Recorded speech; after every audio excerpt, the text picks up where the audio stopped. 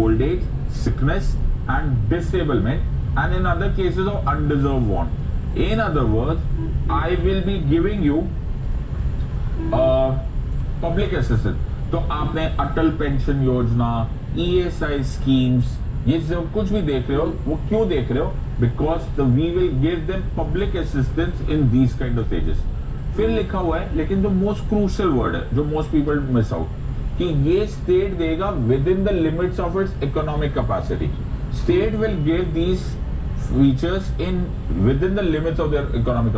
भाई तुम कनाडा चले गए, कनाडा में जाते हो, वहां पे राइट टू वर्क है, हाँ यार राइट टू वर्क है, वो लोग $2000 दे देते हैं हर फैमिली को.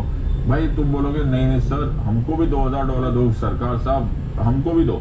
हमें तुम मनरेगा में दे रहे तो कुछ ₹100 और तुम लोग बोलते हो कि तुम खुश हो. रिमेंबर मनरेगा, the national rural employment scheme. The national rural employment क्या है? Right to work. Are you understanding? तो हम लोग बोलेंगे नहीं यार सर हमें ना ये 200-500 रुपए से हमारा काम नहीं चलने वाला, हमें भी कनाडा की तरह दो. द गवर्नमेंट क्या बोलेगी? रुक जाए बेटा, गवर्नमेंट बोलेगी it is with in the limits of my economic capacity. जिस दिन हमारे पास भी कनाडा जैसा सरप्लस मनी होगा उस दिन हम तुम्हें दे देंगे. आज नहीं है, आज जो मैं दे सकता हूँ वो ले लो, चाहिए तो रखो. The idea here is my right to work, my right to education, my right to public assistance is within the limits of my economic capacity. So you cannot demand something which is beyond the economic limits of the state. अब इसमें important क्या है? The point here is that Article 41 in fact can be speaking with my right to livelihood. अगर आप इसको थोड़ा सा देखोगे तो it is right to livelihood. तो इसमें एक केस बड़ा फेमस आ जाता है, that is Article 21 में जब आया था. तो आर्टिकल 21 अगर तुम इसके साथ लिंक करोगे तो article 21 was living with choice and dignity. तो द लाइवलीहुड अर्निंग, अपना पैसा खुद कमाना, अपनी दाल रोटी के बारे में इंतजाम करना, is also a part of choice and dignity. तो Olga Tellis versus Bombay municipal corporation case को अगर तुम ध्यान से देखो तो उसमें सुप्रीम कोर्ट ने बोला कि ठीक है यार, right to livelihood is your fundamental right, but इसका मतलब थोड़ा ना कि तुम पब्लिक लैंड को एनक्रोच कर लोगे. कि बहुत सारे ये case was with relationship to pavement dwellers, जो फड़ी लगा के रास्ते पे बेचते.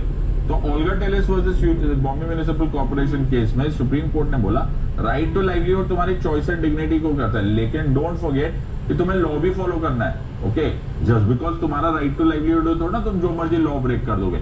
तो फिर इट वाज आस्क्ड कि माय लॉर्ड ठीक है हम गलती कर रहे हैं, हम पेमेंट ड्वेलर्स है, हमने पब्लिक लैंड एनक्रोच कर लिया, तो यार आप माय लॉर्ड ठीक है हमारा राइट टू लाइवलीहुड तो आप प्रिजर्व नहीं कर पा रहे हो, बट नो प्रॉब्लम ये तो दे दो, ये तो आर्टिकल 41 तो पढ़ लो. तो my lord right to work में तो लिखा हुआ है ना कि the state has to give us right to work. तो स्टेट को बोलो हमको काम देने को, स्टेट को बोलो हमें जगह बना कर देने को. तो सुप्रीम कोर्ट से ठीक से कॉन्स्टिट्यूशन तो पढ़ना सीख लो. The word here is state shall within the limits of its economic capacity.